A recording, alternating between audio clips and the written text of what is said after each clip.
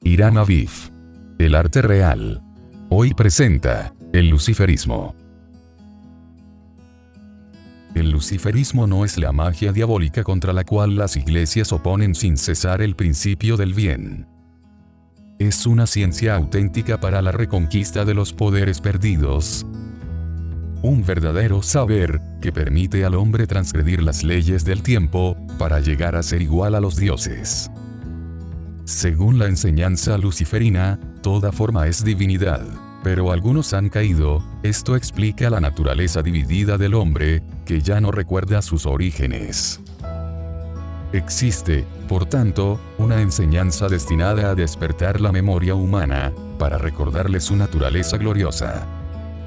Esta ciencia fue llamada luciferina, porque sus propagadores se encarnaron, según la tradición cabalística, para aportar el fuego del saber a los hombres. Ellos fueron los portadores de la luz.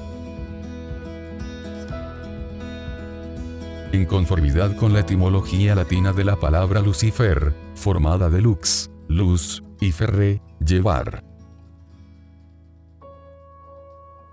A finales del siglo XV, el reverendo Kirk, adepto de las ciencias diabólicas, hizo suya esta concepción de retorno a la divinidad. Sus encuentros con los portadores del rayo tenían lugar en la colina de las hadas, cerca de Aberfoyle, junto a la lauda escocesa. Su muerte enigmática presenta las características de todos los destinos luciferinos. Corresponde al instante particular en que el adepto se enfrenta a su última prueba terrestre, debe cambiar de dimensión, y esto por el ritual que permitirá su nueva mutación.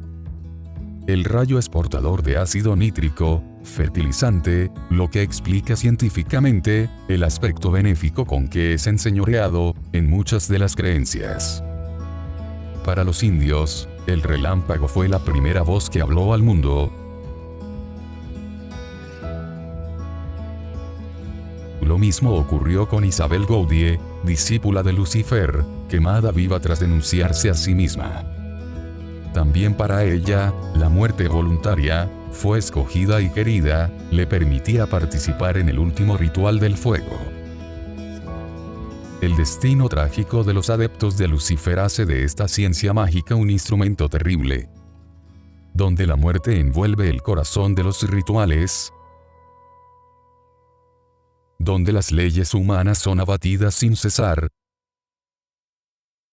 donde el hombre no es más que un objeto experimental en manos de aquellos que poseen los poderes verdaderos, en apariencia al menos, pues no hay que confundir la brujería y su séquito de encantamientos y curaciones, con esta ciencia fabulosa que prevé la rehabilitación del hombre sobre un plano divino. Así Lucifer es visto como un dios civilizador, incluso, como en el Zaratustra de Nietzsche, su bondad resulta terrible a los ojos de los hombres, que explican el mundo a partir de valores diferentes. La ciencia luciferina se remonta a la noche de los tiempos.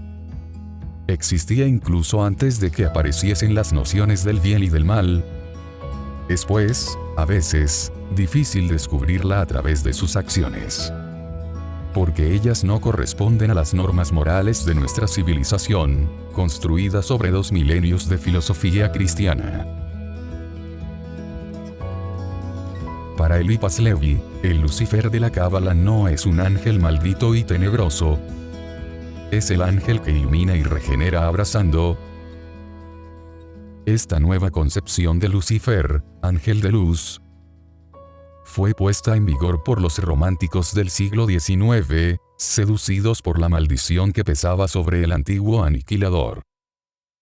No ocurrió lo mismo con algunos cenáculos de alta magia, donde la práctica secreta nunca fue rota por las antiguas prácticas de la magia roja, basada sobre una estructura ritual inmutable, el rito de las 3 S's: el sexo, la sangre y el soplo, que permite la acción justa del verbo, la palabra, el encantamiento, el sonido bajo sus aspectos más diversos. Ya el Antiguo Testamento en Levítico afirmaba: el alma de la carne está en la sangre. Esta creencia es la base de la ciencia luciferina, que entra en el alma por los cuerpos intermediarios. Eliphas Levi, incluso hablando de Lucifer como de un ángel de luz, no lo considera menos que un mago blanco, que está fuertemente influido por los dogmas judeocristianos. Rehúsa participar en las últimas experiencias, que cuestionan las bases mismas de la civilización. En el siglo XX, Lucifer es, pues, un mago negro, habiendo hecho un pacto de alianza con las fuerzas de las tinieblas, o bien un paranoico cuya personalidad se explica clínicamente. Desde entonces, ninguna obra ha intentado una verdadera rehabilitación de esta ciencia, pues el hombre, deseando transgredir los valores que le son impuestos, tiene miedo de encontrarse inevitablemente frente a sus jueces. Así se conserva el sentimiento de culpabilidad, este viejo demonio creado por todas las religiones humanistas. Aún existe una subversión oculta que procura por todos los medios rebajar el luciferismo al rango de una desviación satánica.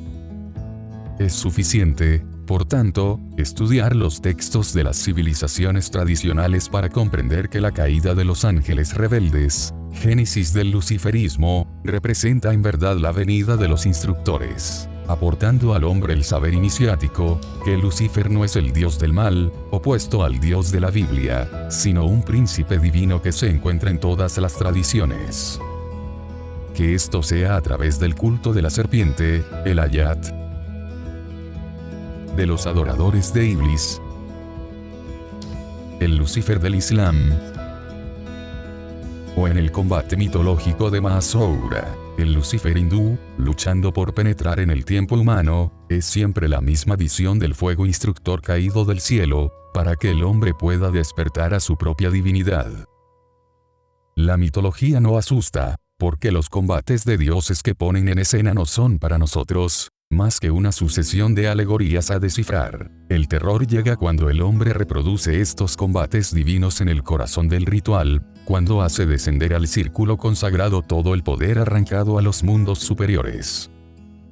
El mago luciferino es el mediador entre los altos principios ocultos y el plano terrestre. Se mantiene en pie en el centro del rito, a modo de pararrayos. Se transforma a sí mismo, en el transcurso de sus experiencias que no son, en verdad, más que hacer del simple practicante un portador del rayo. Por esto, es a veces difícil distinguir entre el número de los adeptos luciferinos la parte de ascensión auténtica, tan terrible, y la parte de las motivaciones personales y de las desviaciones simplemente humanas. Gilles de Rais, por ejemplo, esperaba el día de su ejecución la graduación prometida a todos los mártires luciferinos. Su extraña alquimia del sexo y de la sangre fue condenada a otra cosa que a la anatematización de su alma. Charles Manson, el Rasputín californiano, no es más que un disfrutador psíquico, o bien su acción depende de principios superiores. Se puede encontrar en los rituales de la familia Manson toda la gama mal comprendida y mal interpretada de las prácticas luciferinas. Otras sectas continúan hoy la experiencia de la magia roja y sus rituales, a veces complejos, se aproximan a los antiguos ritos de Babilonia. Como en el Egipto de Méndez, el macho cabrío reencuentra su función privilegiada, y la blasfemia y el encantamiento participan del mismo cambio de la personalidad, de la misma transformación del hombre en divinidad. Cuando todos los textos judeocristianos anuncian, en el fin de los tiempos, el encadenamiento de Satán por milenios, los profetas egipcios predicen que cuando llegue el último día de la tierra, Lucifer no será arrastrado por el caos.